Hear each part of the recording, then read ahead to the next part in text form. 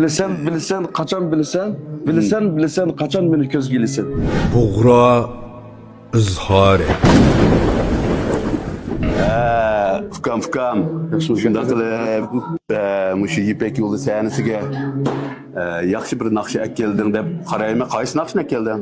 Bu nakşına karşı üzünüz bir yılın aldıman gezbegen tekstinizge bir ahang işlep ekan. Bir taraftan yaş tüküp, bir taraftan külüsen.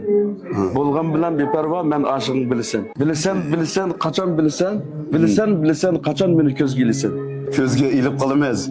Seningmi bizni ko'zga ilishing uchun bu naqsha ikkimizga har holda arzidi. El avomga chuqum arziydi deb qarayman. El avom haqiqatan bizni o'lchaydigan birdan-bir o'lcham taroza deb qaraymiz.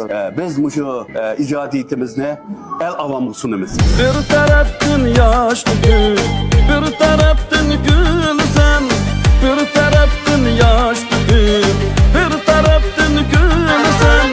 Şürgen bilen de perva, men mestanen bilsen. Şürgen bilen de perva, men mestanen bilsen. Sana şunca geçtim, bu canımdan hem geçtim. Sana şunca geçtim, bu